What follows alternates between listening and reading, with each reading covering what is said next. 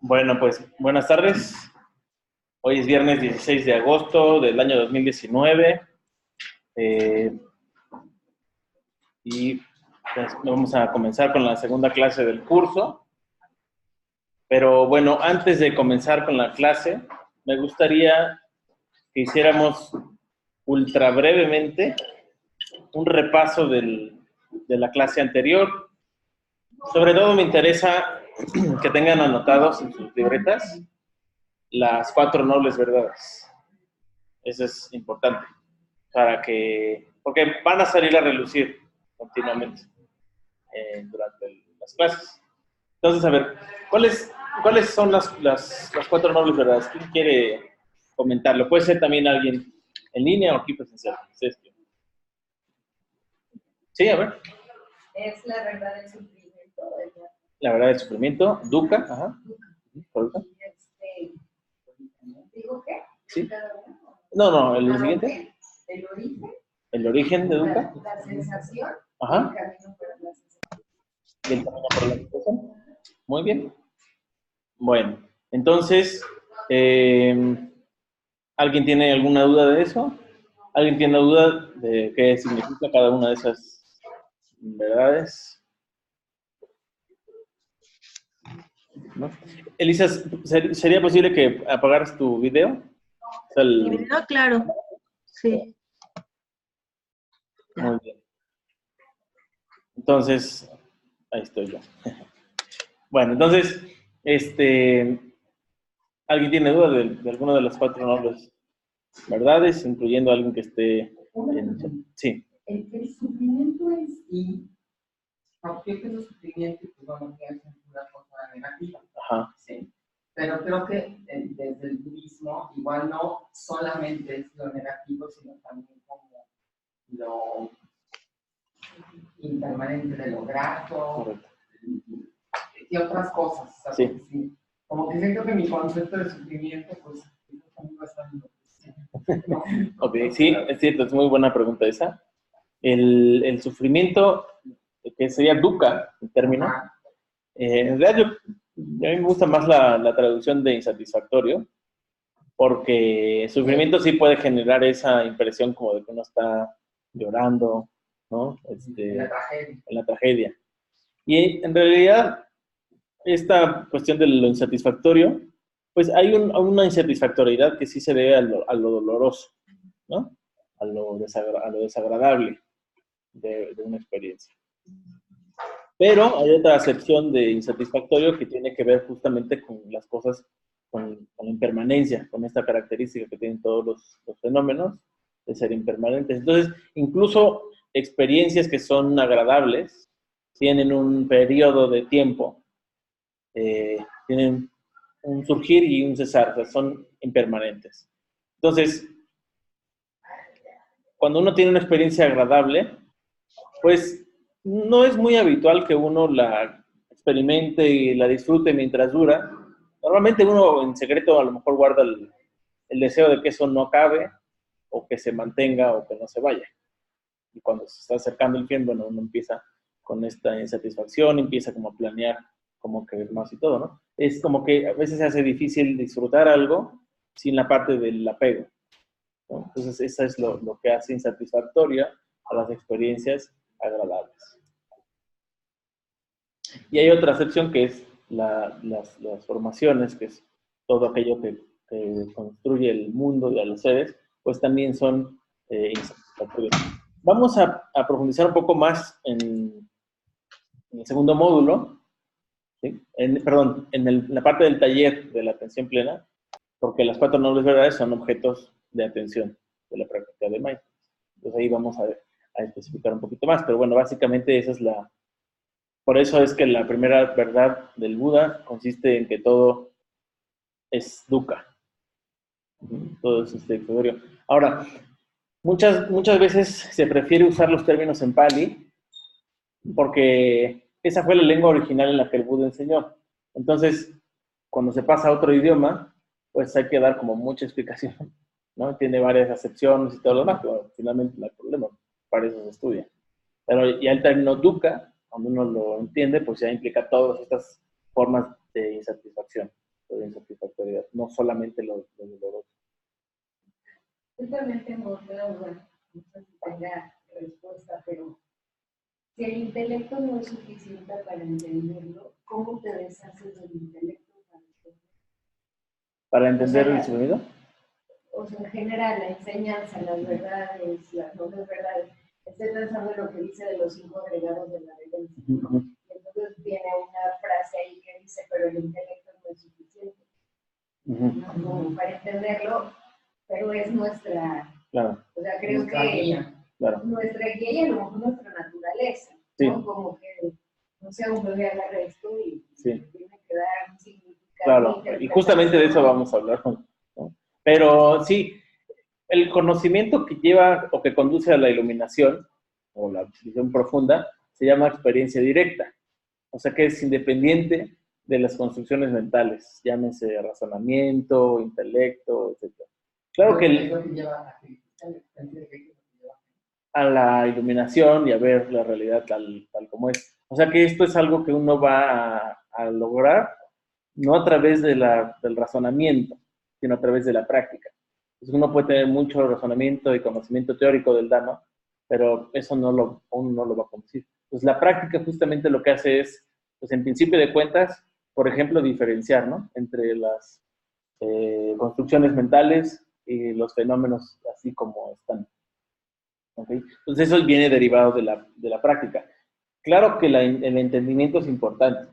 De hecho, bueno, si revisaron la representación que vimos, que subimos hoy, la última lámina describe o menciona cuáles son los 8 pasos del óptimo noble sendero, y el primero es recto entendimiento, que significa que haya comprensión. Entonces, para que uno pueda ir avanzando en su práctica, también tiene que haber comprensión y estudio. Pero esa primera parte sí encaja completamente en el intelecto. Sí. Sí, es completamente. Sí, o sea, no es tanto un tema de percatación o de experimentación directa, sino claro. Ahora, finalmente uno empieza a practicar una meditación porque se enteró de algo, porque comprende un poco cuál es la finalidad de esa práctica. O sea, hay un porqué y un para qué que es intelectual, ¿no? Ahora, se dice que en la época del Buda, cuando el Buda de repente veía alguna situación y comprendía lo profundo de eso y lo decía, mucha gente alcanzaba la iluminación. Pero nuevamente estamos hablando de un grado de comprensión profundo que va mucho más allá de lo intelectual o lo cognitivo, ¿no? Que es como, por ejemplo, la psicología cognitiva enseña que uno aprende. Es una experiencia que no nada más es cognitiva, uno aprende antes de tener lenguaje, uno aprende a distinguir su mamá, su papá, hambre, frío, ¿no? Tiene miedo, tiene emociones, no obstante no construya conceptos, ya se van formando esquemas. Entonces, en realidad, es un conjunto de muchas experiencias que están ahí. Hola, Paulina. Oye, ¿podrías quitar tu video, porfa? La cámara, nada. Muchas gracias. Ok. Entonces, no sé si alguien de la... A ver, déjame ver si alguien de en línea tiene alguna duda. Vale, según yo no. Según yo. Ahora, voy a dejar mi teléfono aquí en el chat. Porque ahorita que yo comparta la presentación, ya no voy a poder ver el chat de Zoom. Pero tengo aquí al lado el teléfono abierto. Entonces, bueno, para los que están en línea, si tienen alguna duda, pues pueden ponerlo ahí en el WhatsApp. Yo aquí lo voy a ver. ¿Vale? Bueno, entonces, ¿alguna otra duda al respecto? ¿No? ¿Tienen todo clarísimo? Sí, yo tengo una duda. Sí. Yo sí entiendo que el origen es el deseo, ¿vale? Ajá. Es la condición principal para que aparezca el sufrimiento. ¿Podrías elaborar un poco más en torno al concepto de deseo desde el punto de vista budista?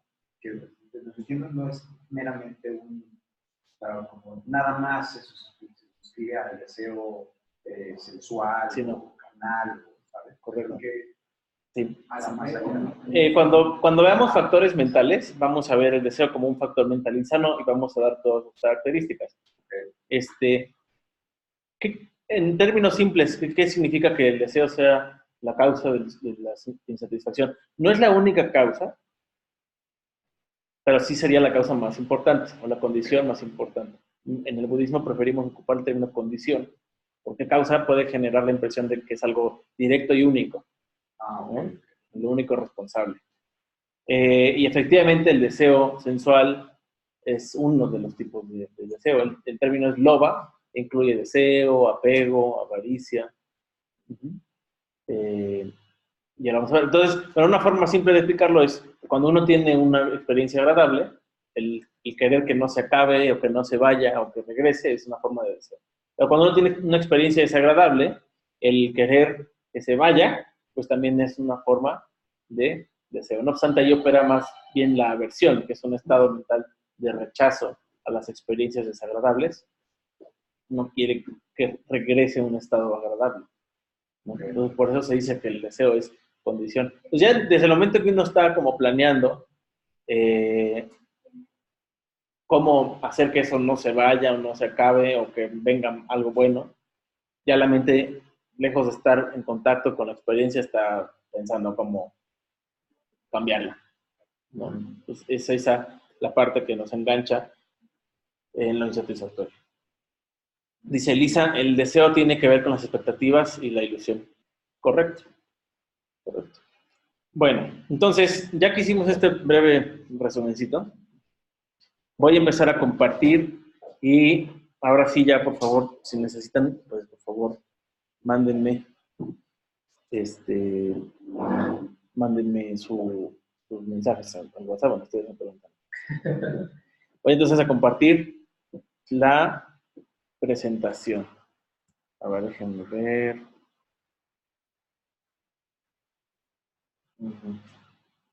Eso de las lentas con fusión, ¿no? Sí, estas son. Power. Es correcto. Entonces, aquí está.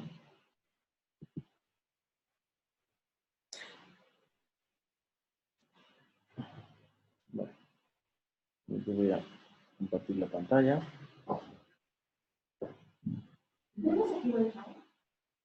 ¿Tenemos aquí Wi-Fi? Sí hay, pero no tengo una placa. Bueno, muy bien. Entonces, la clase de hoy va a consistir en explicar este descubrimiento del Buda. Quisiera saber por qué estoy ahí. Estaría como más chiquito. Ahí está mejor. ¿Sí?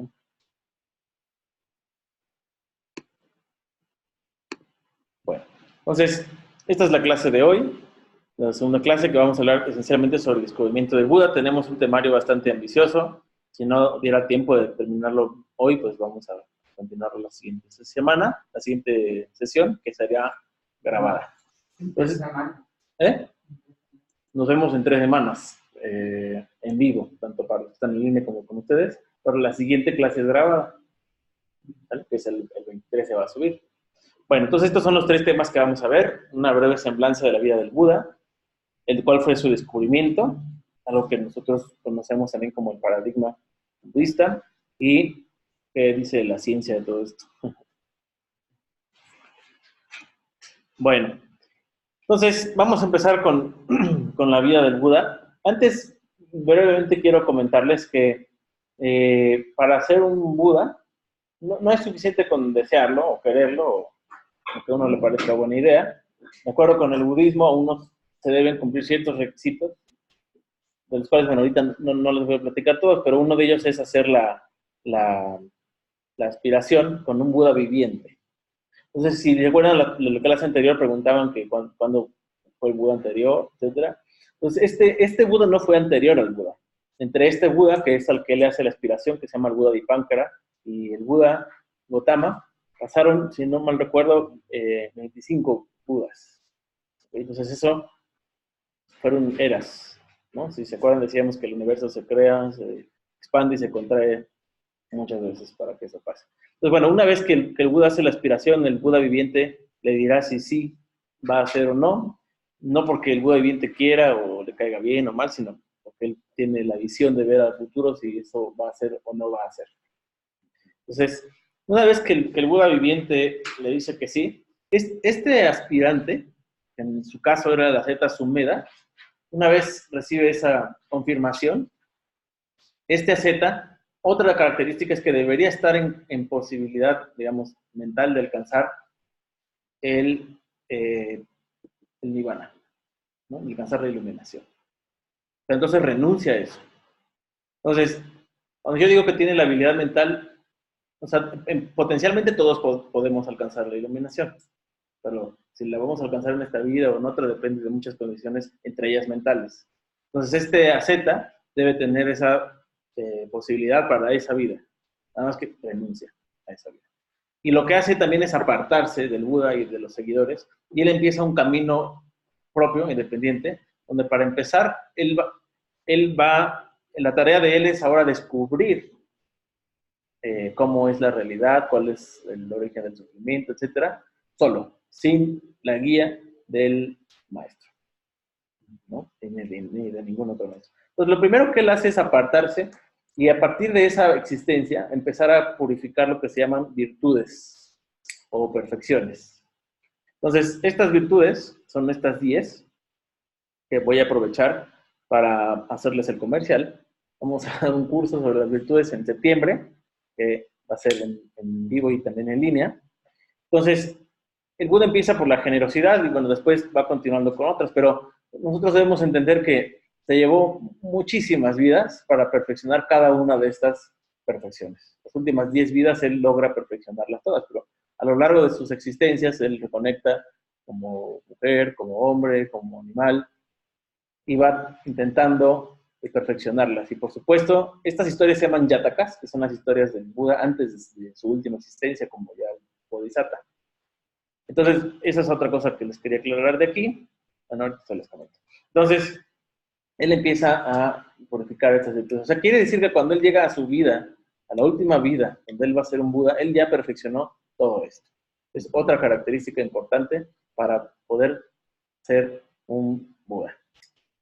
Pues bueno, todas ellas tienen su chiste. Entonces, algo que me es muy atractivo y por eso es que vamos a dar este curso, es que en realidad en las historias de las yatakas se narra cómo el Buda muchas veces se equivocó, cometió errores éticos garrafales y él fue ahí mejorándolas. Esto es importante porque es un poco, yo lo hago para quitar un poco de presión, ¿no? Que uno a veces piensa que tiene que seguir el autoplenado sendero y las virtudes infaliblemente. Y bueno, les cuento que el Buda se llevó miles de millones de vidas, ¿no? Entonces, hay que verlo con más relajamiento. Sí hay que poner esfuerzo, eso sí, ¿no? No.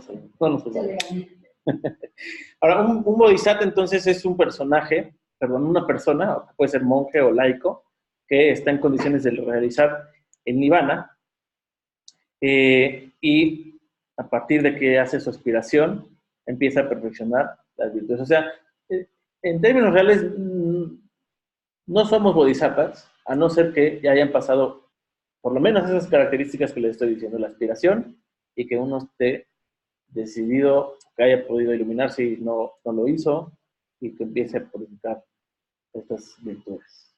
¿Correcto? Esa es una línea del tiempo. Entonces, el Buda nació en Lumbini, que actualmente es Nepal, hacia el año 623 a.C. Esta fecha pues, puede variar de acuerdo con la ciencia, de acuerdo con otros datos de otras escuelas budistas.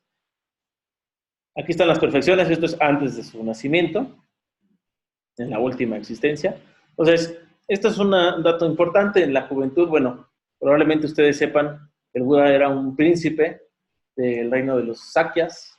No era el reino más importante del lugar, pero sí era un reino, un reinado. Entonces pues tenía poder el rey, todo como todos los reyes.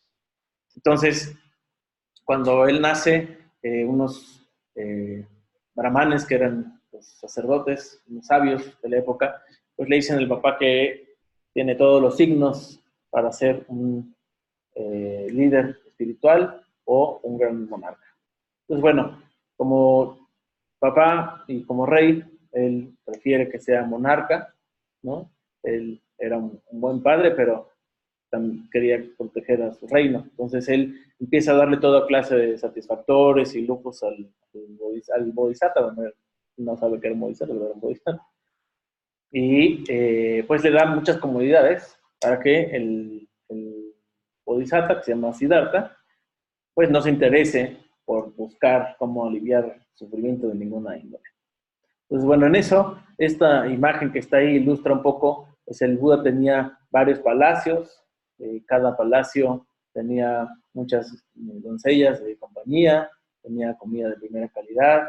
En la presentación van a ver un poco unas descripciones, incluso menciona que los sirvientes, pues vestían de primera calidad, no vestían de segunda calidad, la ropa se la compraban los sirvientes en lugares más finos, no, la comida también no era como las sobras o arroz quebrado, todo era seleccionado para los sirvientes también. El Buda se casa a la edad de 16 años, con todo casado, pues tiene estos lujos y tiene un hijo también. Entonces, bueno, él se la pasa de fiesta en fiesta en los palacios, pero bueno, no solo de fiesta en fiesta, o sea, él tenía toda una preparación como monarca, ¿no? De acuerdo con el canon Pali, el textos del budismo, pues tenía toda una preparación como príncipe, ¿no? A los 16 años el papá le cede el trono para más rápido y menos falla. Entonces, pues era muy hábil, era muy inteligente, físicamente muy atlético, o sea, tenía todas las cualidades, no estoy queriendo decir que se la pasaba en la fiesta, ¿no? Pero era un junior muy educado, entonces, bueno, tenía todas estas virtudes, pero un día el príncipe decide que a los 29 años, ya lleva bastante tiempo ahí como príncipe, entonces decide que quiere ir a otro jardín, que es un jardín como muy edénico del reinado. Entonces, en lo que se dirige al jardín, empieza a tener estos encuentros que son muy famosos. Son varias salidas que él tiene, no fueron uno al día siguiente del otro, sino fueron pasando varios días. Y lo que él observa es un enfermo, un muerto y un anciano, que son estas imágenes que nosotros vemos aquí. Creo que no puedo señalarlas, voy a investigar después. Entonces, el Buda cada vez que sale, pues él se queda un poco como sorprendido, ¿no? De que esto suceda. Como verán, pues se supondría que entonces no había nada de esto en palacio. El Buda estaba completamente aislado de la realidad un poco, ¿no? Entonces, se regresa, el chofer es el que le comenta que todo eso pues es parte de la existencia, que todos vamos a pasar por esas etapas. Y bueno, el Buda le vuelve a preguntar a su papá, el papá le confirma, entonces él cada vez queda más sorprendido, ¿no? Pero impactado también.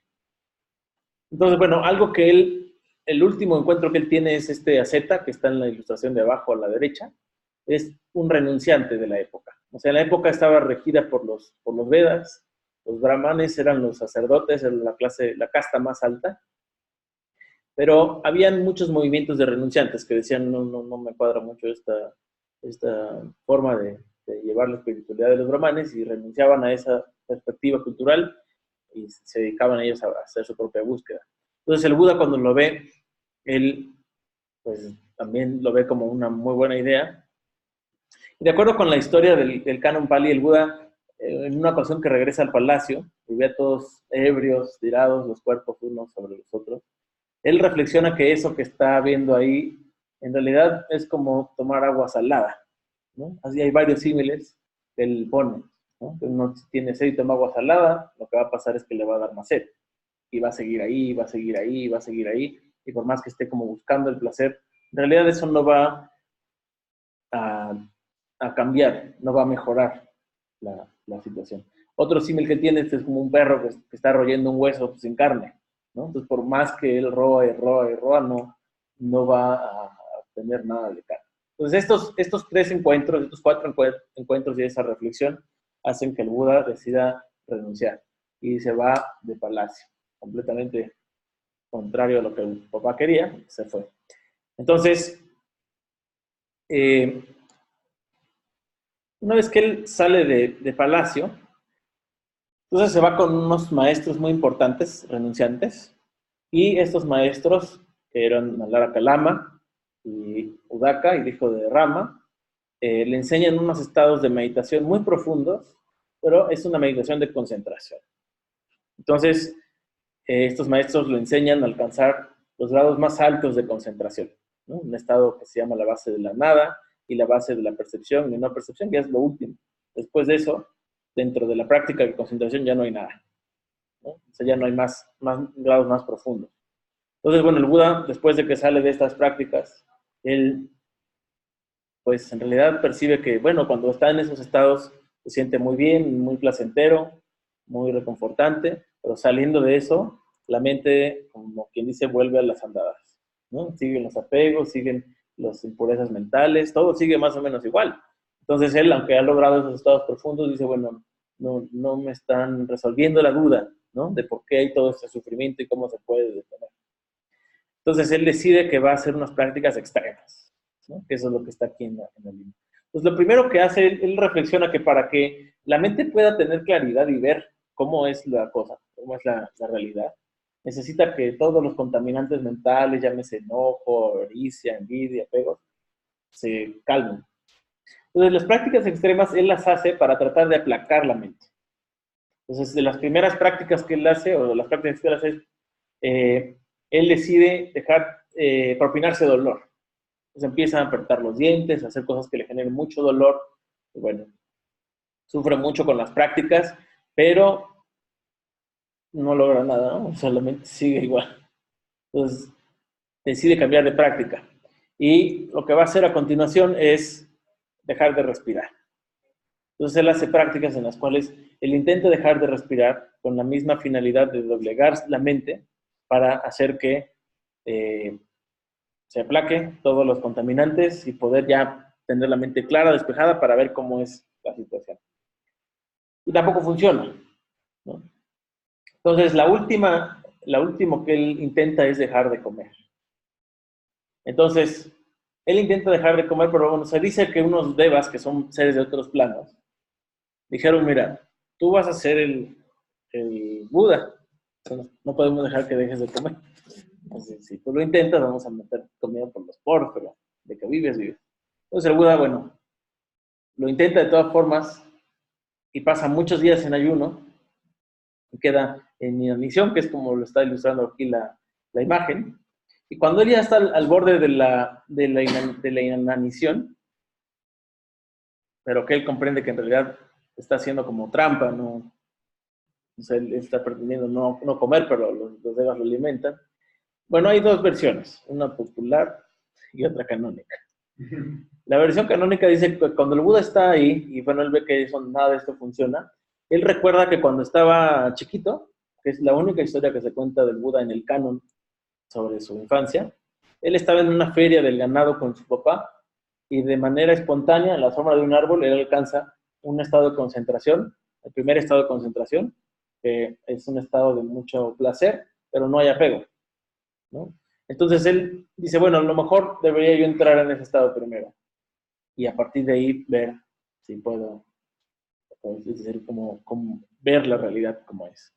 La versión popular dice que él estaba en esta situación cuando un padre y su hijo pasan en una barca en el río y oye cómo el padre le dice, mira, si estiras mucho el arco, le estaba enseñando a tirar flechas con arco, si lo estiras mucho se va a romper, si no lo estiras suficiente no va a salir nada. Entonces, según esta versión, el Buda dice, entonces tengo que buscar el punto medio. Bueno, entonces, a la edad de 35 años, 6 años después de que el Buda renuncia, el Buda pues ya come. Para este momento, unos ascetas que lo estaban cuidando mientras hacía sus prácticas extremas, cuando él decide que va a comer, lo dejan ahí, lo abandonan, dice que él ya abandonó la práctica, que ya renunció, que ya la dedicó. Pues lo dejan. Pues bueno, el Buda come y empieza a hacer esas prácticas que les comenté en ese momento. Entonces, voy a avanzar un poquito más en las diapositivas. O sea, las prácticas eran entrar en esa... Bueno, él decidió que primero lo que iba a hacer es, como cuando estaba chiquito, entrar en un estado de concentración de la primera absorción, lo cual no es poca cosa, pero al lado de del octavo, noveno estado de absorción que había logrado con sus maestros, pues el primero era, digamos, más básico, pero no tiene nada de básico en realidad, ¿no? Con las dianas, ¿no? Los llanas. Entonces, bueno, aquí es un poco un resumen que ustedes después pueden revisar. Aquí habla un poco de los palacios que el príncipe tenía. Un poco la descripción de cómo era el educado. Dice aquí que florecían en cada palacio lotos azules, lotos rojos, lotos blancos, ¿no? Bueno. Estos son los dos maestros. Y esta es la reflexión que el Buda hace después de que alcanza esos estados de absorción tan elevados. Este Dhamma no conduce a la desilusión, la ausencia de pasión, a la sensación de la paz, a la sabiduría ni a la iluminación. Entonces, por eso es que él decide seguir buscando. Bueno, entonces estas son sus reflexiones, ¿no? Sin concentrar en meditar, sin respirar, sin dejar de comer. Y bueno, nada de esto le funciona hasta que él decide hacer esta práctica. Ahora hay un contraste muy grande entre la foto donde está en inanición, sin comer, y esta, ¿no? Pero en esta foto es un relieve de Gandhara que ilustra el momento de la iluminación del Buda. Entonces, lo que sucede aquí es que el Buda entra en ese estado de concentración, y en ese estado de concentración, en esta práctica de las llanas, la noche en la que él se iluminó se divide en 3 partes. La primera parte consiste en que él tiene o puede ver sus vidas anteriores a ser un Buda. Y bueno, lo que él descubre, o la moraleja de este conocimiento, es que es incalculable o imposible de determinar cuándo es el origen, ¿no? Solamente es una continuidad irrastreable en su inicio, para todos. ¿Okay? Entonces, ese es el primer conocimiento que él tiene. El segundo conocimiento, la segunda parte de la noche, es que él ve seres morir y reconectar de acuerdo con sus acciones, que es lo que se conoce como la ley del karma o karma. Entonces él ve cómo los seres mueren y reconectan solamente en dependencia de las acciones que han hecho durante sus existencias. ¿Okay?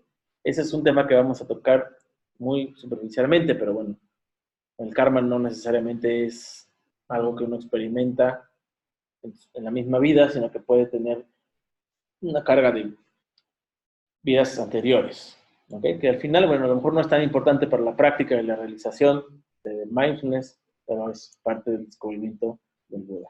Entonces aquí lo importante de este conocimiento es que, de acuerdo con el budismo, las acciones son la única propiedad de los seres.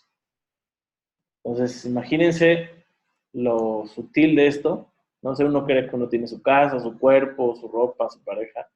Y el Buda dice, bueno, lo único que es tuyo son tus acciones. En realidad, uno hace algo y eso ya no está. Pues lo que se queda ahí es la potencialidad de esa acción que va a madurar en algún momento y uno va a experimentar el resultado de esa acción. Entonces, esto es lo que explica este segundo conocimiento. Y en la tercera parte de la noche, el Buda adquiere esto que se conoce como la iluminación. Pero en realidad es un descubrimiento, como ya nos lo comentó el Venerable en la clase pasada. El Venerable y yo coincido, preferimos llamarle descubrimiento que iluminación, porque la iluminación a veces genera una sensación un poco fuera de la realidad, ¿no? Como que uno, mística, como que uno le llovió un conocimiento o le cayó un rayo encima, literal o figurativamente. Y en realidad es un conocimiento profundo, como si fuera un insight gigantesco y absoluto de las experiencias. Este es un poco lo que el Buda narra de su descubrimiento sobre la iluminación. Dice, con la mente así concentrada, pura, limpia, inmaculada, sin obstrucciones, imperturbable, dirigí la mente al conocimiento de la destrucción de los contaminantes. Comprendí directamente esto es sufrimiento, esto es el origen del sufrimiento, esta es la cesación del sufrimiento, esta es la práctica que conduce a la cesación del sufrimiento. ¿Qué son estas? Las 4 nobles verdades. ¿Ok? Entonces, el Buda está observando en ese momento de su iluminación esto que el venerable llamó el descubrimiento de cómo está construida la realidad y cómo están relacionadas entre sí estas realidades, que es lo que vamos a empezar a hablar hoy. Entonces, este es parte del mismo discurso, pero está en el formato del origen condicionado. Entonces, el Buda comenta, cuando esto es, aquello es. Esa es parte de lo que el Buda está descubriendo ahí. Pero aquí ya se lo está contando a otros monjes, mucho tiempo después. Entonces, cuando esto es, aquello es. Del surgimiento de esto, aquello surge. Es decir, de la condición de la ignorancia surgen las formaciones, de la condición de las formaciones surge la conciencia, de la condición de la conciencia surge la mente y la materia, de la condición de la mente y la materia surgen las 6 bases sensoriales, de estas surgen el contacto, del contacto surge la sensación, de la sensación surge el deseo, del deseo surge la adherencia, de la adherencia surge la existencia, de la existencia surge el nacimiento, y del nacimiento surge la vejez, y la muerte, la pena, el lamento, el dolor y la desesperanza. Así es el origen de esta entera masa de sufrimiento, pero se va continuando, se va perpetuando esta condicionalidad que el Buda descubre. O sea que una acción condiciona que haya una siguiente existencia y eso condiciona que haya todo lo que el Buda escribe aquí y así sucesivamente. Por eso es el ciclo interminable de renacimientos de acuerdo con el descubrimiento del Buda. Entonces aquí el Buda está describiendo esos elementos que construyen la realidad mental, material y cómo se están relacionando entre ellos. Esto es nada más ilustrativo, no vamos a profundizar mucho, habría demasiado en lo cual profundizar. Hay un tema que se llama el origen condicionado, que es el último tema del primer módulo, aunque vamos a hablar ya un poco más detenidamente de este descubrimiento del Buda. Entonces, pero lo que me interesa enfatizar es que esta iluminación es un descubrimiento, ¿no? Entonces, lo que preguntaban hace rato, la experiencia directa me permite comprender eso que está ocurriendo. Digamos, no es necesario razonarla o racionalizarla para que eso esté surgiendo ahí. Hay un discurso del Buda donde él describe que, por ejemplo, todos los fenómenos son impermanentes, insatisfactorios e impersonales. Así haya un Buda que lo descubra o no lo haya. Entonces, el Buda es un descubridor, es como un científico. Es como si uno se asoma a un microscopio y ve una bacteria. No es que la bacteria está ahí porque uno se asomó. La bacteria ya estaba ahí. La bacteria ya estaba ahí, ¿no? Entonces, lo que uno hizo fue asomarse y ver qué es lo que está ocurriendo y describe, ¿no? Entonces, tiene tal forma, tantas patas. No sé si alguien está explorando el Zoom. Porque se ve aquí los rayones y todo que hace. Se puede hacer todo eso en el Zoom. Es muy bueno. Bueno, entonces, el Buda, por eso he dicho, es que se le llama un descubridor. Sí, es que estaba ahí mientras me veía. Entonces, el Buda por eso es un descubridor. Y él describe lo que está ocurriendo en ese momento.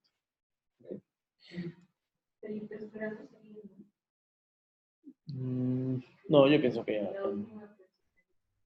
Ok, no, yo creo que sí, gracias. Entonces, bueno, esto sería un poco la conclusión del descubrimiento del Buda. El Buda pudo distinguir los componentes finales de la realidad porque tenía atención y no había contaminantes. Aquí ya hay algo importante que tiene que ver con la práctica.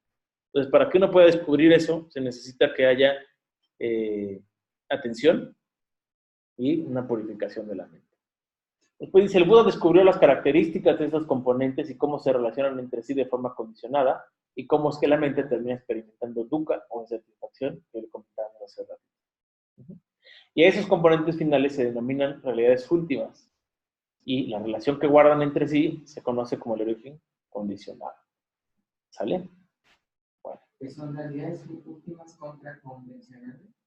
Pues, digamos, contra es un poco... Bueno, pero sí. contra, pero hay otras que... Sí, correcto, que eso es lo que vamos a empezar a ver. Entonces, bueno, a mí la parte de la historia del Buda es importante porque, pues en realidad es un poco la historia de todos, ¿no?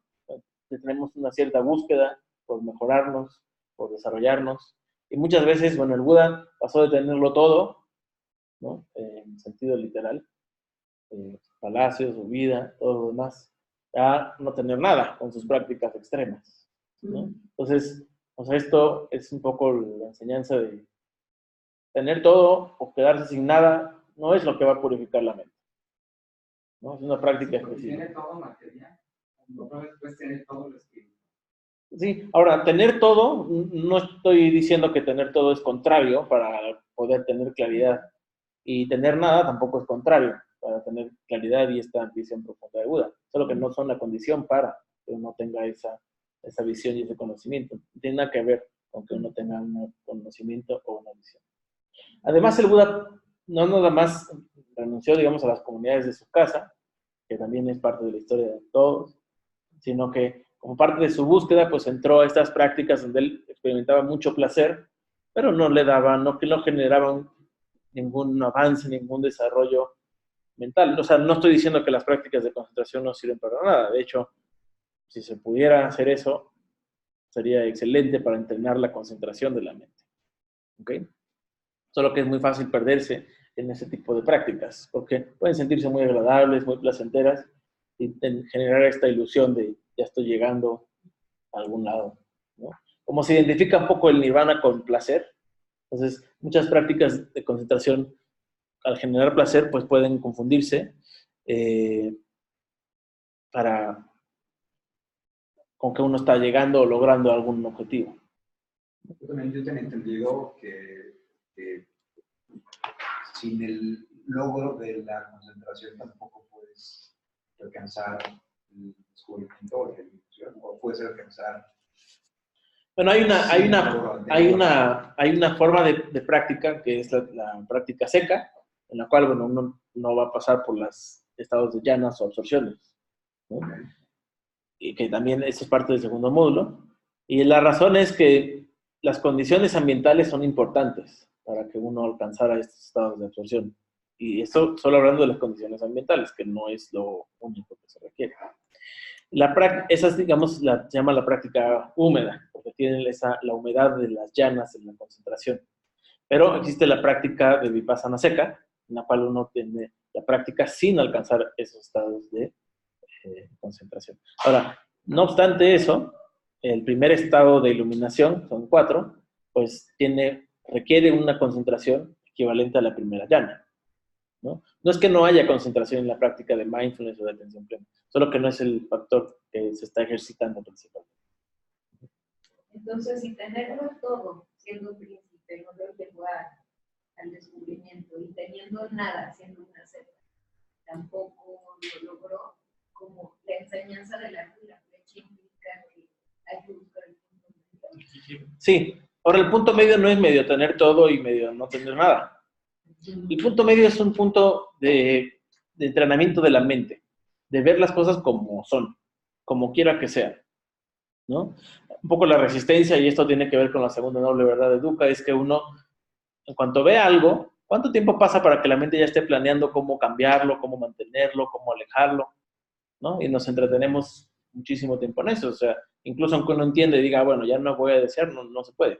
Se requiere una práctica, un entrenamiento, ¿no? Entonces, el punto medio, si lo queremos definir, pues es aprender a ver los fenómenos así como son. No como me gustaría que fueran, sino como son, ¿no? Que ahí ya hay como una división de cómo es mindfulness en el mundo occidental y en el mundo del budismo, que ahorita lo vamos a ver. Entonces, voy a pasar a la siguiente parte, que es la realidad de acuerdo con el budismo. Entonces, ¿qué fue lo que el Buda descubre? Vamos a profundizar y en eso va a consistir el resto del módulo. ¿Ok? Entonces, vamos a hablar de estos 4 temas: la psicología de la enseñanza del Buda, cómo percibimos la realidad, la mente y su capacidad de crear conceptos, y qué es este concepto real y irreal. Bueno, entonces, primero quiero comentarles que el Buda, como el venerable ya comentó eso, el concepto de la palabra Buda, el término Buda, significa 2 cosas. Uno que conoce y uno que hace conocer. Entonces eso implica que el Buda practicó uno que conoce y uno que hace conocer. Entonces el Buda con esto, esto indica, uno que conoce es la sabiduría que él adquirió con experiencia directa y la práctica, y uno que hace conocer, pues es la compasión, ¿no? Es decir, el Buda identifica el sufrimiento de los seres y decide enseñar su conocimiento.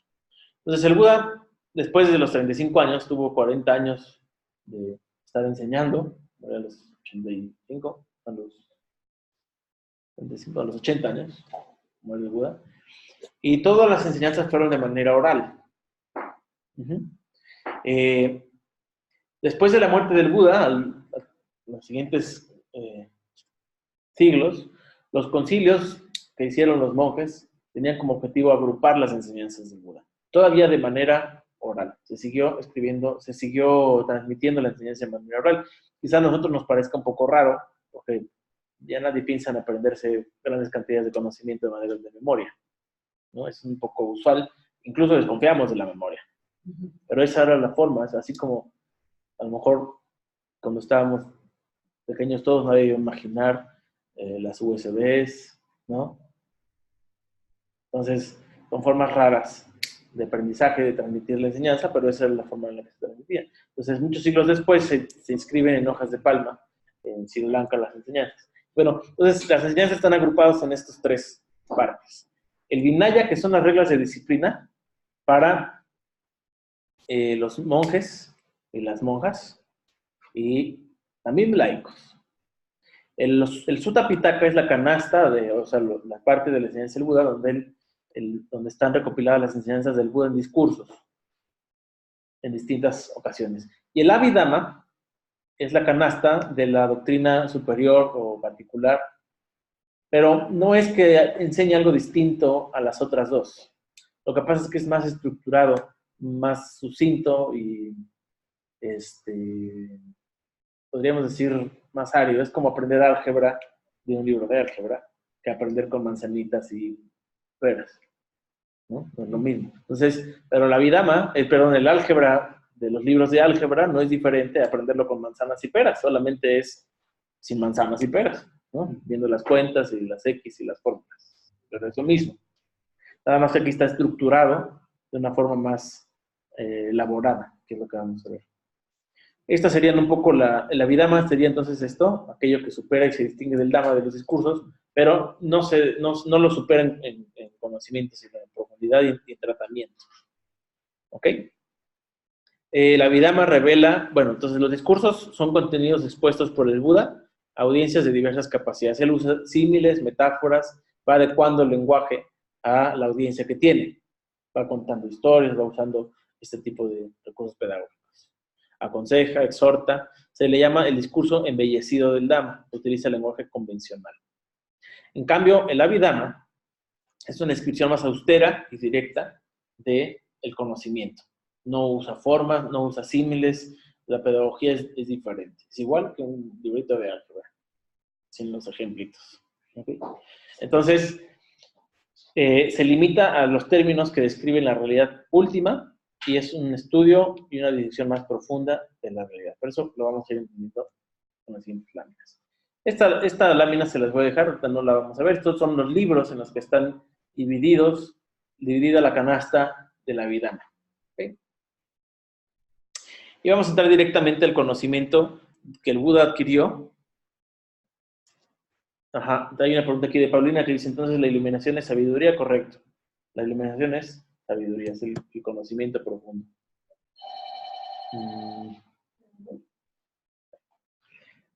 A ver, Cintia me está comentando que no se ven las láminas. Hola, Cintia. Me gustaría que comentaran. Voy a quitar esto un poco. Me gustaría que comentaran si no están viendo las diapositivas.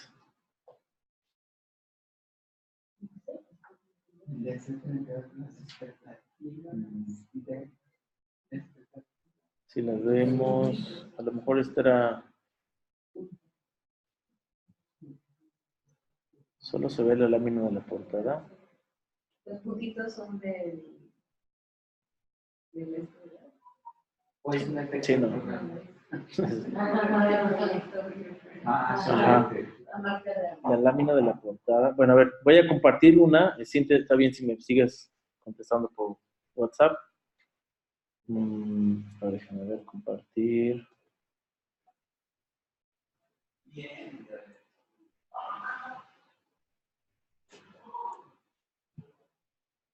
Ahorita hay una lámina que dice paradigma budista, la realidad última y la realidad convencional. Dice ya, perfecto.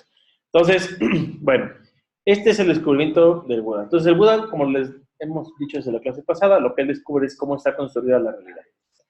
Esos elementos finales de la realidad se conocen entonces como las realidades últimas. Es decir, ya no hay más división ahí. Ya no se pueden dividir en más. ¿Ok? Son estas 4: conciencias, factores mentales, fenómenos materiales y el nirvana. Y la combinación de esas realidades últimas es lo que permite que surja o que se pueda crear la realidad convencional. La realidad convencional son conceptos. Son construcciones mentales a partir de las realidades últimas. ¿Podría cerrar la puerta? Entonces, como ven aquí, las flechitas indican que la realidad última permite la realidad convencional. O sea, no habrían conceptos si no existieran esas realidades últimas. Y nosotros, los humanos, lo que tratamos de hacer es tratar de explicar las realidades últimas con la realidad convencional. Entonces, es un círculo vicioso, es una trampa ahí, ¿no? Porque tratamos de replicarlo igual con conceptos. Entonces, bueno, estas son las dos cosas que el Buda distingue. Una es la realidad convencional, lo que construye la mente, y otra es de qué está construida todos esos fenómenos y conceptos. Bueno, entonces aquí tenemos, Satcha es el término en Pali, que significa realidad o verdad. Puede ser convencional o puede ser última. O sea, la realidad convencional también es real dentro del mundo de las construcciones mentales. Fuera de eso, no tiene validez o existencia, no existe. Entonces, Satcha implica que hay una continuidad, que eso es algo importante para que algo sea real, que tenga continuidad y que sea derivado de un consenso. Entonces, todo el lenguaje, solamente para poner un ejemplo, todo el lenguaje está ahí porque ha habido una continuidad en su uso y un consenso.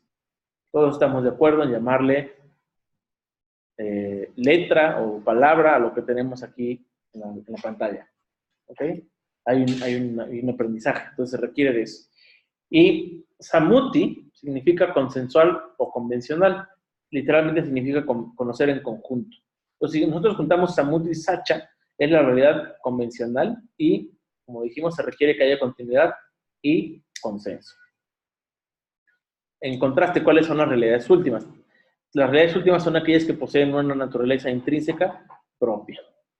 Como ven aquí en el recuadro verde, dice, se percibe por uno mismo, se comprende por uno mismo, se experimenta por uno mismo.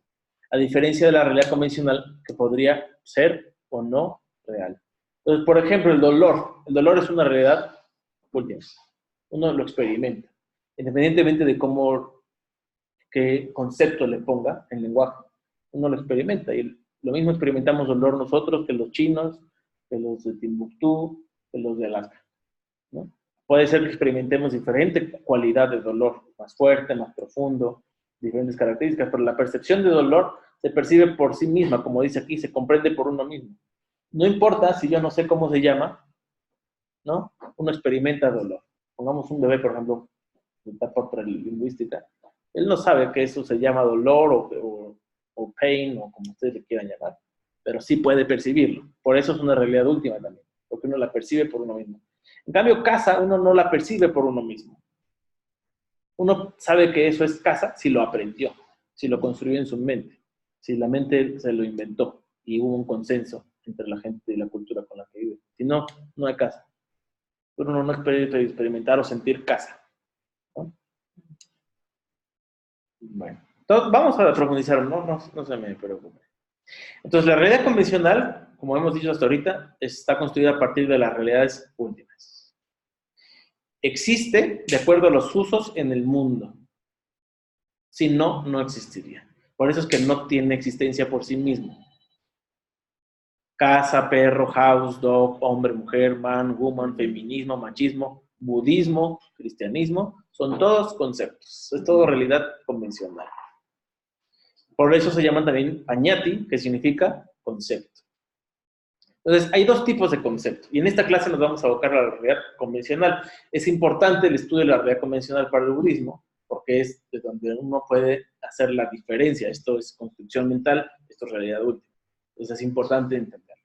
Pues hay dos tipos de concepto. Existe el concepto nombre, que es eso que hace conocer. O sea, la palabra puede ser escrita, verbal.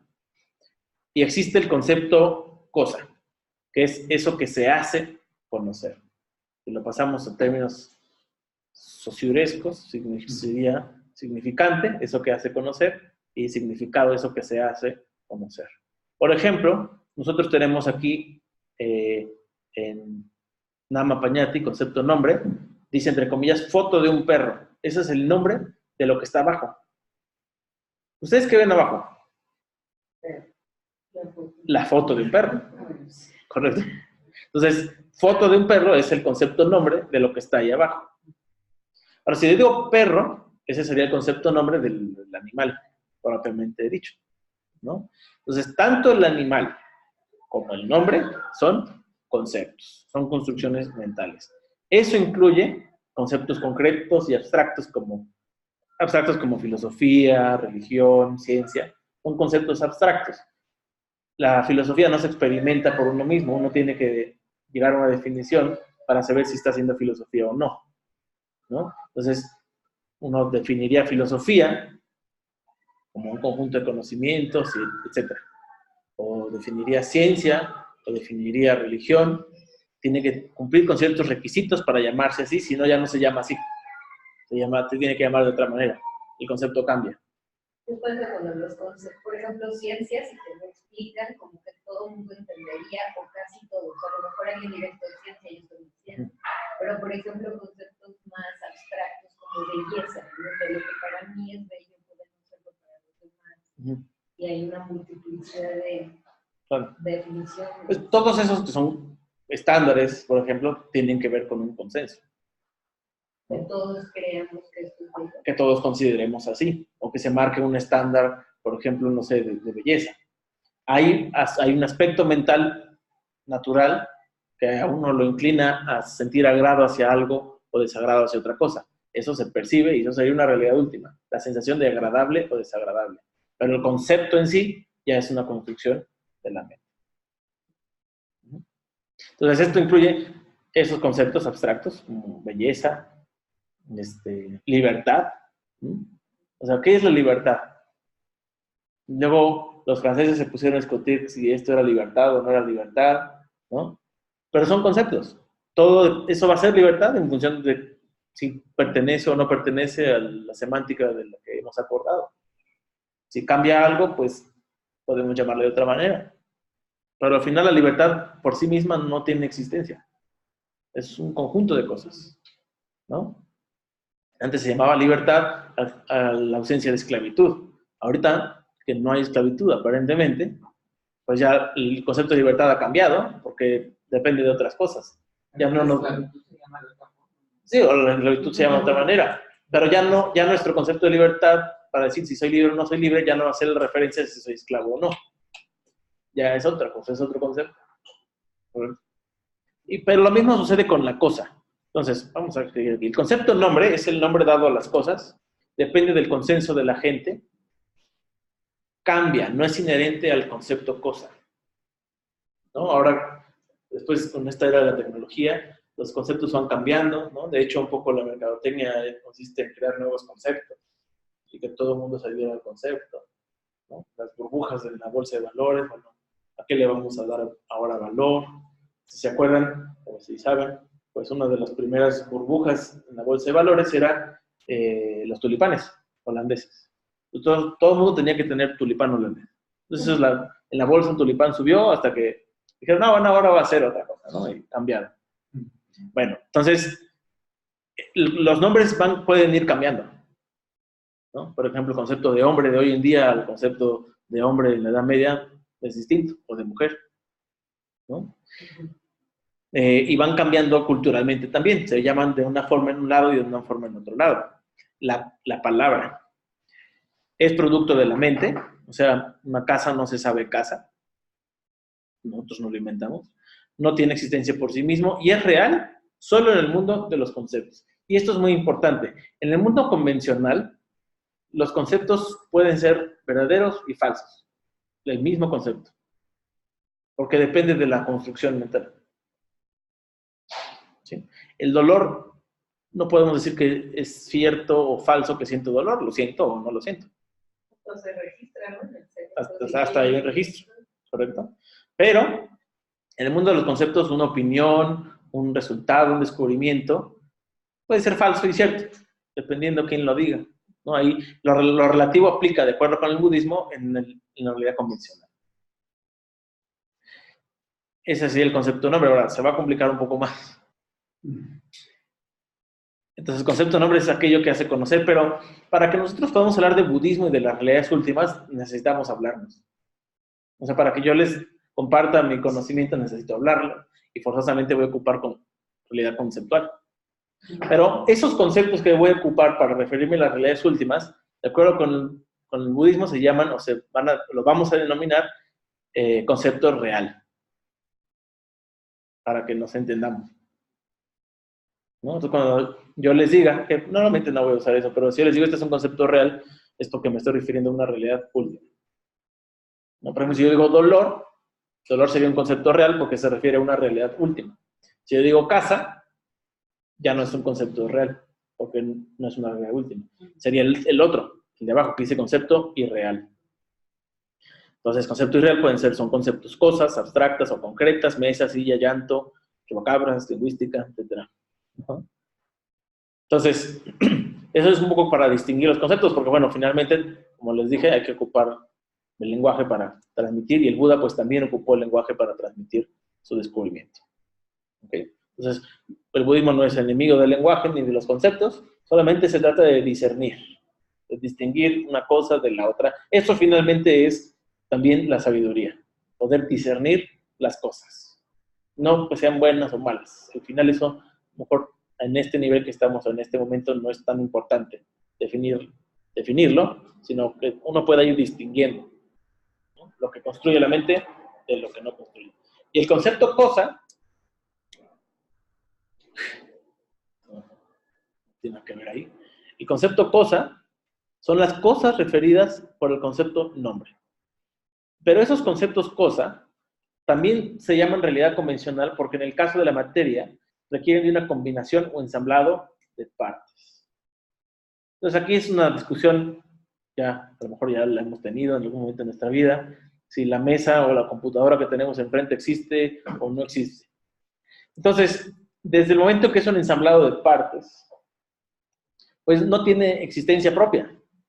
La mente hace el ensamblado, las partes están próximas, pero la mente se encarga de conformar de esa proximidad un concepto. Entonces uno dice, no tengo una computadora enfrente, pero la computadora no se sabe computadora. Ni cada tornillo de la computadora sabe que es un tornillo. O sea, es como que dijéramos, no hay nada ahí en realidad. Porque lo que está construido por mi mente. Entonces, en el caso de la materia, todo requiere de una combinación o ensamblado de partes. Por eso, el concepto cosa sigue siendo un concepto, aunque lo veamos, lo tocamos. Yo agarro mi botella de agua y voy a seguirle llamando botella de agua, aunque es una realidad convencional, para que ustedes me entiendan, y pues porque me conviene, si no, no podría tener el agua aquí, ¿no? Pero es un ensamblado de partes. Lo mismo ocurre cuando estamos hablando de seres. Cuando uno habla de una persona, de un animal, es un ensamblado de partes que están ahí próximas, y bueno, la mente es rápida, ensambla todas las partes y dice, bueno, esto ensamblado le vamos a llamar persona, hombre, mujer. Pero al final la tarea la hace el humano. O sea, las partes materiales de eso que tenemos enfrente, pues no saben que están conformando un concepto. Están próximas. Esa tarea la hace la mente. Entonces, como dice aquí, no tienen existencia por sí mismos, no tienen correspondencia con ninguna de las realidades últimas. O sea, el cuerpo humano no existiría por sí solo. Son millones de condiciones que se requiere no solo para que aparezca en el mundo, sino para que se mantenga vivo a lo largo de una existencia. Millones de condiciones, ¿no? Si se quitan las partes, el concepto deja de existir. Si yo desbarato la computadora y pongo las partes esparcidas aquí en la mesa, siguen siendo las mismas partes, no le quité nada. Pero ya no le llamo computadora porque mi mente ya no lo ve apelmazado con la forma en la que yo tengo construido el concepto de computadora, pero siguen siendo las mismas partes. Entonces, ¿de qué depende de que la mente forme eso? Es un poco de la proximidad de las partes que la mente construye el concepto, pero sigue siendo construcción mental. Podría ser lo mismo un árbol, o sea, porque estás hablando de una cosa que se construye por el Sí. hombre, la computadora, pero como ve raíz, más tronco, más hojas, más, o más allá de eso, células de no sé qué tipo. Sí, por ejemplo, si yo le digo, a ver, ¿qué es esto? Tiene raíz, tiene un tronco, tiene unas ramas, tiene unas hojas y tiene unos frutos. ¿Qué es? Árbol. Si yo le digo, tiene raíz, tiene un tallo, tiene frutos. ¿Una flor? Una flor puede ser, ¿no? Una enredadera. O sea, que depende del concepto para que yo pueda armarlo. Eso en lenguaje. Y en tangible, también son partes materiales que están ahí próximas, de tal manera que mi mente las agrupa y dice árbol. Si Nosotros seríamos ojo, más nariz, Claro. ojo. Un conjunto de partes. Si yo ese árbol lo hago pedacitos, pues todas las partes siguen estando ahí. Nada más que como está pedaceado, yo ya no le puedo denominar árbol, porque ustedes se van a imaginar otra cosa, ¿no? Les tengo que decir árbol talado y partido en pedacitos. Pues otro concepto. Entonces, bueno, nadie va a dudar que si ustedes... Ya es un concepto. Nadie va a dudar que si se encarreran contra un árbol y le dan con la cabeza, les va a doler. El árbol ahí está, el concepto ahí está, pero es ensamblado, es una situación que está construida por la mente. Por ejemplo, esto que vemos aquí, es lo mismo la foto de un lado de la derecha que de la izquierda. Es lo mismo, son las mismas partes, supongamos. Nada más que uno, como ya está agrupado, le armamos un concepto y al otro le armamos otro. Pero lo mismo sucede en estos casos. Un pájaro, un humano, un coche. ¿Ok? Son igual ensamblado de partes. ¿Qué es un sistema musculoesquelético? Pues me refiero exclusivamente a los músculos y a los huesos. Puedo irme más finamente y ver qué es un músculo, qué es una célula, y sigue siendo ensamblado de partes. ¿No? Que es un átomo, sigue siendo ensamblado de partes. ¿Correcto? Bueno. Entonces, el concepto nombre, aquí están el resumen. Me voy a brincar la diapositiva porque es lo que ya mencionamos. Entonces, este cuadrito yo les recomiendo que se lo aprendan, digamos, nadie los va a evaluar, nadie los va a perseguir, si no se lo aprenden. Conceptos. Conceptos, consenso y continuidad. Entonces, para que sea un concepto, o sea, ustedes se pueden preguntar a partir de hoy, bueno, esto que estoy viviendo, teniendo, experimentando, ¿es un concepto o es una realidad última? ¿Es ensamblado de partes? Realidad última. ¿Es derivado del consenso y la continuidad? Realidad última, aunque también la realidad, perdón, convencional. Realidad convencional. Entonces tenemos aquí dos cosas, el concepto nombre y el concepto cosa. ¿Sí? El concepto nombre, si se refiere a una realidad última, se llama concepto nombre real. Si se refiere a un concepto, se llama concepto nombre irreal, porque se refiere, como dice la flecha ahí, a los conceptos cosa. Y los conceptos cosa, que son ensamblados de partes, pueden ser concretas o abstractas. Es decir, se requieren ciertas características para que existan como conceptos, si no, no. ¿Ok?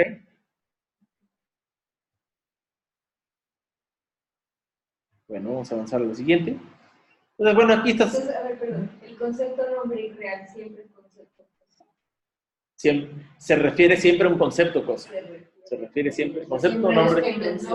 Sí. El concepto nombre irreal se refiere siempre a un concepto cosa.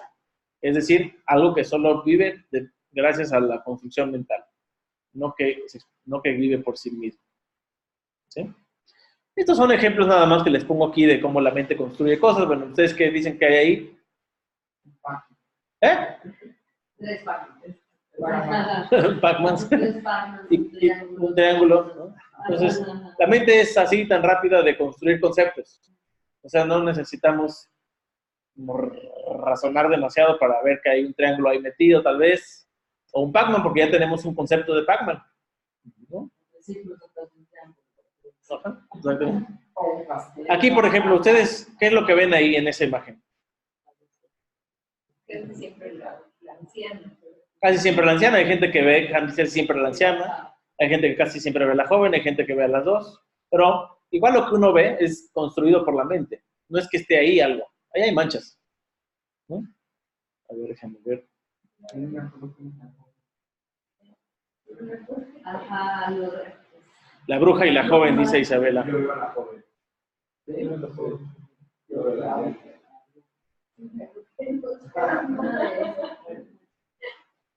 Amor es como esta parte. Es un flashback. Entonces, bueno, es construcción mental. Por eso es que,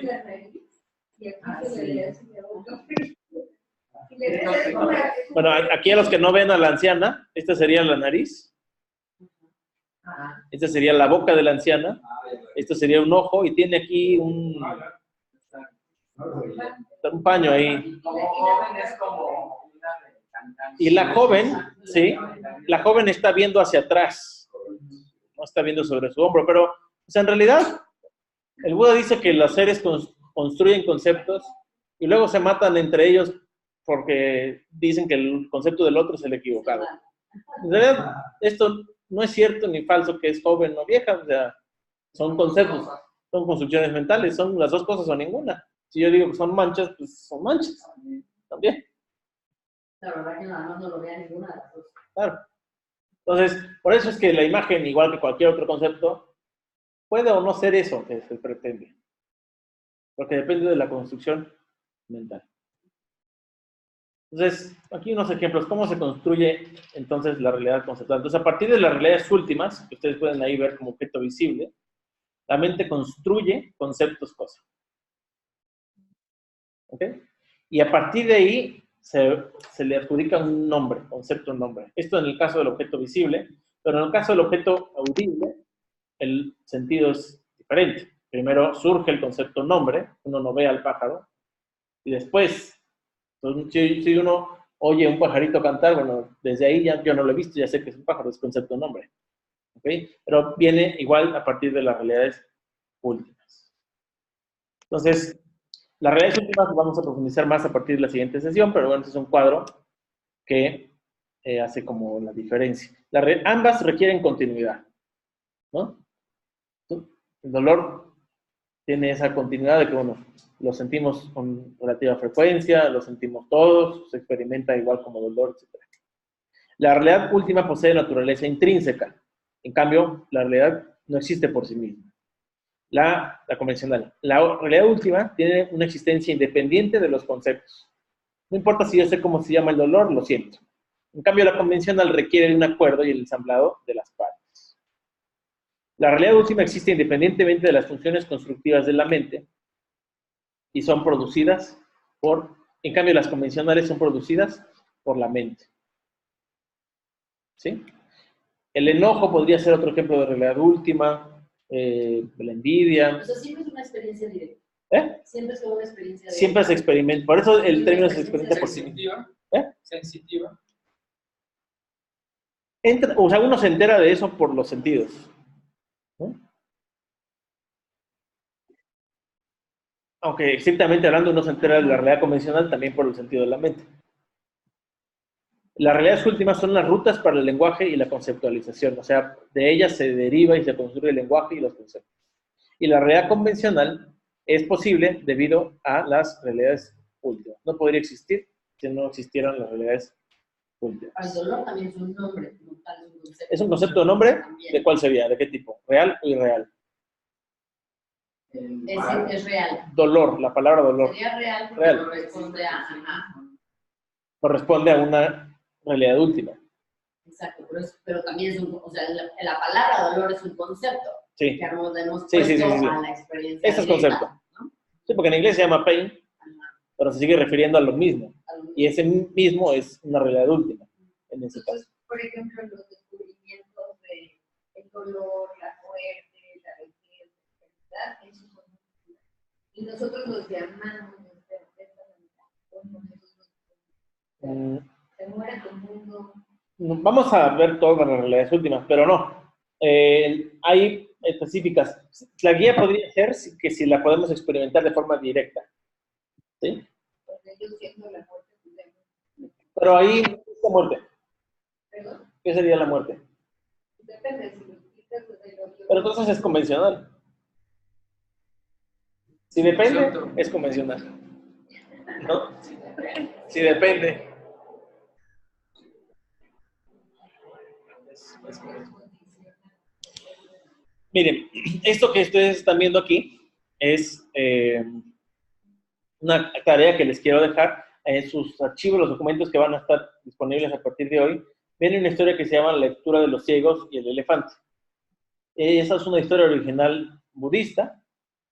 Y bueno, no les voy a decir más, pero lo que quisiera es algo que reflexionaran, si quieren, escrito para que puedan verlo. Y lo vamos a comentar la próxima clase, ¿no? Esto tiene que ver con el mundo convencional. Los libros de la SEP narran esta historia de los ciegos y el elefante, cuya moraleja es que cada quien tiene su opinión y es muy respetable. La moraleja budista es diferente, pero esa es la que quiero que lean y la vamos a platicar en la próxima clase, o la pueden empezar a platicar en el chat. ¿Ok? Bueno, y no soy preguntando. ¿Cuál? Sí, eso lo vamos a hacer aquí. No vengamos. Bueno, y este tema es muy pequeño. Es un poco, pues, corroborar, no corroborar, sino, pues, ver la ciencia social y evolutiva que opina al respecto de lo que hemos dicho. Entonces, este es un libro que yo les recomiendo mucho, que se llama Sapiens, de animales a dioses, así se llama el libro. Es muy bueno. Entonces, dentro de las cosas que el autor habla de la revolución cognitiva. También habla de la revolución industrial y la revolución agrícola como las principales revoluciones o revoluciones pilares en la evolución del hombre, del ser humano. La tablita, donde nosotros vemos, bueno, la especie humana, podríamos echarla hace 6 millones de años, en el ancestro común que hubo entre humanos y chimpancés, y hubieron periodos en los que coexistieron varias especies humanas, hasta que finalmente, bueno, se queda la Homo sapiens hace 10.000 años. Hace 70.000 años aparecen las culturas, que implica que por grupos se van haciendo las cosas de una manera en común, la forma de vestir, la forma de hablar, la forma de actuar, ¿ok? Y bueno, actualmente se sabe que los humanos no son los únicos que hacen cultura. Los chimpancés, los orangutanes, algunos pájaros hacen también cultura, formas de cortejar, formas de cantar, formas de marcar territorio, y son enseñadas y aprendidas. Pero bueno, los humanos nos gusta mucho decir que es nuestro, pero bueno, exclusivo. Y entre hace 70.000 y 30.000 años empieza esto que se llama la revolución cognitiva. Entonces, son 3 fases de esta revolución cognitiva. La primera, que es el lenguaje vocal, no simplemente transmitir sonidos, pero con un ya significado. Un grito de alarma, un grito de alerta, de peligro, de hambre, un grito de cortejo, o sea, ya van teniendo su significado. Cosa que hasta la fecha se mantiene vigente con nosotros. Nosotros podemos distinguir los diferentes sonidos y señales que pueden, simples, ¿no? Estamos hablando de un pensamiento muy simple, sentimientos, para transmitir información sobre sentimientos, enojo, peligro, estructura social, que tiene incluso que ver con una cuestión genética de cómo ciertas expresiones pues se traducen en cierta emoción. Es un lenguaje simple, aparentemente, ¿no? Entonces, hay esta cuestión universal que, de acuerdo con la ciencia evolutiva, depende de los genes. El segundo momento importante de la revolución cognitiva, de acuerdo con este autor, es el chismorreo. Entonces, a través del chismorreo, o sea, a través de la forma básica del lenguaje, pues uno tiene contacto y control con una manada pequeña. A través del chismorreo uno ya tiene contacto, cierto control y manejo con un grupo, según el autor, de hasta 150 personas. ¿En qué consiste? Pues echar chisme, ¿no? Entonces, echar chisme de acuerdo con la ciencia evolutiva, tiene una función evolutiva. Evolutiva quiere decir supervivencia, ¿no? De adaptarse mejor al entorno. Por ejemplo, tiene que ver con saber quién es honesto, tramposo, quién se lleva con quién odia a quién, con quién se puede confiar, en quién no. Aunque no es una información que de facto sea cierta, nos da una idea y nos previene de ciertas conductas, ¿no? Si la vecina es chismosa a su vez, pues quizá conviene tener precauciones. Aunque en el camino podemos ver que no lo sea, pero ya tenemos una prevención, ¿no? Ya sabemos con quién no es recomendable juntarse, o con quién sí, o con quién hay que tener cuidado. Entonces es una forma de lenguaje que nos transmite ese tipo de información. ¿Ok? Entonces, de acuerdo con el autor, es un momento muy importante que, por supuesto, sigue gente... ¿Cómo se llama la pobreza? Yuval Noah. Yuval Noah. Al final viene la referencia. Y el tercer momento, o sea, esto a mí me llamó mucho la atención del chisme, porque, bueno, uno le gusta o no, se entera de cosas. Y a veces uno dice, bueno, ¿esto para qué lo quiero saber? Pero al final ya se enteró y ya tomó sus precauciones o no. Te enteras más de lo que quieres. ¿Eh? Te picas un botón y Sí. Y ahora te enteras más. Claro, te enteras más de lo que quieres enterar. ya es una mentira, ¿no? No sé si alguien tiene abierto su micrófono, si lo pudiera cerrar, por favor. Y vamos al tercer momento de esta revolución cognitiva, que es muy interesante. Entonces, este momento consiste, de acuerdo con el autor, en que el humano aprende a transmitir información sobre cosas que no existen, que no tienen existencia por sí mismas para ocupar el término de las realidades últimas, convencional, perdón. Entonces, aquí entran los espíritus tribales, la nación, la sociedad, eso realmente no tiene existencia por sí misma. Las sociedades anónimas también son construcciones mentales, los derechos humanos también son construcciones mentales, las corporaciones, el dinero. Entonces él dice aquí, de acuerdo, o sea, esto es un poco de pasar del cuidado con el león, los chismes y las vocalizaciones, a considerar que el león es el espíritu protector de la tribu, entonces ya todo el mundo le rinde culto al león, no importa que no sea cierto. Eso permite un manejo individual de cada uno de nosotros, no del área política, sino individual, de un grupo mucho más grande de gente. Entonces hay una cooperación en gran número por la imaginación colectiva. Entonces todos vamos a decir que esta piedra, si nosotros la veneramos, nos va a dar buenas cosechas o prosperidad. Entonces, bueno, todo el mundo va a la piedra. Es una manera como también regularse más de la especie. No obstante, algunos autores de área más política lo ven como una forma de controlar por parte de algunas personas. En realidad, la ciencia evolutiva sugiere que esto es parte de la evolución humana, ¿no? Más allá de querer controlar a un número grande de gente o no, esto es algo que la misma evolución y la revolución cognitiva lo va generando. Entonces, pasar de la piedra, bueno, hasta abajo dice, no hay naciones, no hay dinero, ni derechos humanos, ni leyes, ni justicia, fuera de la imaginación común de los seres humanos. Entonces él dice, no hay ninguna diferencia cognitivamente hablando entre venerar una piedra y la bolsa de valores. Es igual de inexistente. Igual que las naciones, igual que los derechos humanos, igual que las leyes. ¿No? O sea, las leyes se van cambiando y la Cámara de Diputados se enojan unos con otros porque la ley no dice eso, hasta que ya lo dice, ¿no? Entonces es un poco el juego que él está sugiriendo que ocurre con esta revolución cognitiva. Dice aquí, algunos hechiceros son charlatanes, pero la mayoría de ellos creen sinceramente en la existencia de dioses y demonios. La mayoría de los millonarios creen sinceramente en la existencia del dinero y de las compañías de responsabilidad limitada. Desde la revolución cognitiva, los sapiens han vivido en una realidad actual. Por un lado, la realidad objetiva de los ríos, árboles y leones, y por el otro, la realidad imaginada de los dioses, las naciones y las corporaciones. En la actualidad, la supervivencia de ríos, árboles y leones depende de la gracia de entidades imaginadas, tales como dioses, naciones y corporaciones. ¿Ok?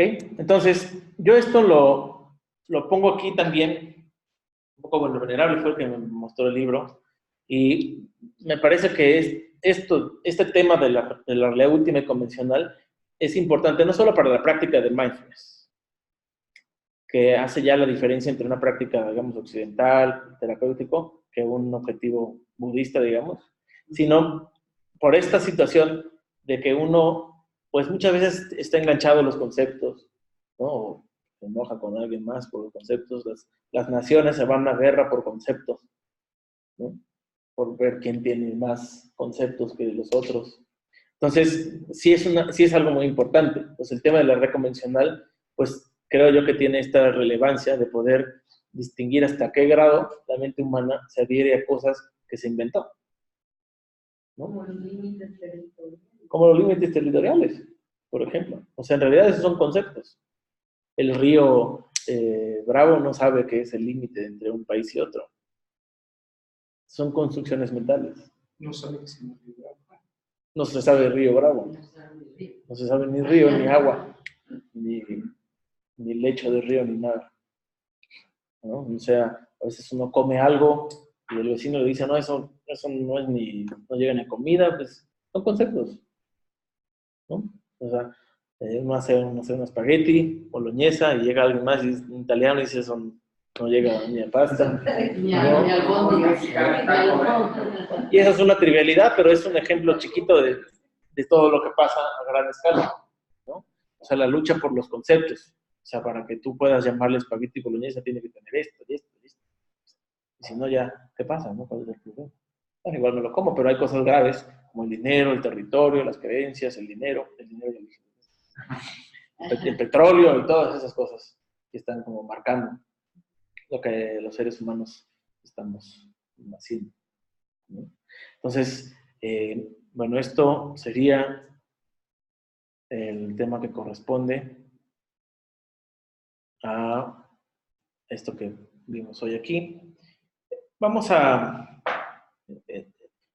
si se acuerdan, les comenté que vamos a dejar clases sobre el discurso de los fundamentos de la atención los martes y jueves, ¿sí? Eso es para ir cubriendo la forma en la que vamos a ir aprendiendo lo de mindfulness y para que aquí nos dé tiempo de practicar. ¿Sale? ¿Esa clase la haremos en línea? ¿Cómo? Sí, la vamos a dejar subidas en la plataforma, se va a subir martes y jueves. Es lo que nos decía hoy, que nos mandaron el correo que los podemos bajar. Sí, ahí, por ejemplo, ahí les ponemos el aviso llega a su correo, ya está el archivo fulanito, ya está el PDF, ya está la presentación, ya está el video. De hecho, ya están. Oye, vi que estaban ahí. Sí, algunas cosas ya están. Ya nos llegó. Estuvo a partir de hoy. Exacto. Lo de la clase de hoy, sí, eso fue a partir de hoy. Pero Lo de la clase va a llegar el mismo día, excepto la de la siguiente, que voy a necesitar que impriman unas cosas para poder trabajarlas. ¿La siguiente que vengamos o la siguiente en línea? La siguiente línea. La siguiente Es en línea para todos. Va a ser grabada. Vamos a tener que Así tener preparado ese material para la clase. Entonces, bueno, todo lo que se sube a Canvas se manda el aviso y ese aviso llega a sus correos. De todas maneras, yo les sugiero que echen una revisadita a su plataforma de Canvas para ver si hay algún aviso que por alguna razón no ha llegado a su correo y ahí se van. entonces subieron algo este martes. No, se subió entre el sábado y el lunes. O sea, la clase pasada. Sí. Las lecturas complementarias. Las lecturas complementarias. Correcto. Luego martes nada, jueves nada, viernes. Es correcto. Sí. Ya la siguiente semana se va. Pues la siguiente semana, a partir de la siguiente semana, martes y jueves, se van a subir videos sobre el discurso de los fundamentos de la atención. Que es el discurso a través del cual el ¿Y ese Buda material se va quedando o no? se queda. Se queda y lo pueden descargar incluso en su computadora. Ajá. Los videos no, yo trato de hacerlo. Bueno, lo que pasa es que hay que bajarlo. Queda el mismo. Sí, ese se cambió. Los videos de nosotros sí, los videos, por ejemplo, de la clase. Ese sí. Sí. Ese sí se puede bajar. Pero que Y los de YouTube no, porque son de YouTube. Sí hay forma, sí. Sí se puede bajar. Hay un convertidor de YouTube a MP4 A mí por una PC. a MP4 y ya va a ser. Bueno, entonces, esto que es el discurso de los fundamentos de la atención va a quedar grabado Pero no todo, obviamente lo vamos a ir haciendo por partes, se va a ir subiendo a la plataforma. Y entonces ahorita me gustaría que meditáramos un rato. Yo sé que a lo mejor hay dudas, pero me gustaría que practicáramos un rato y después ya ponemos lo de las dudas. ¿Les parece bien? Entonces voy a dejar de compartir pantalla.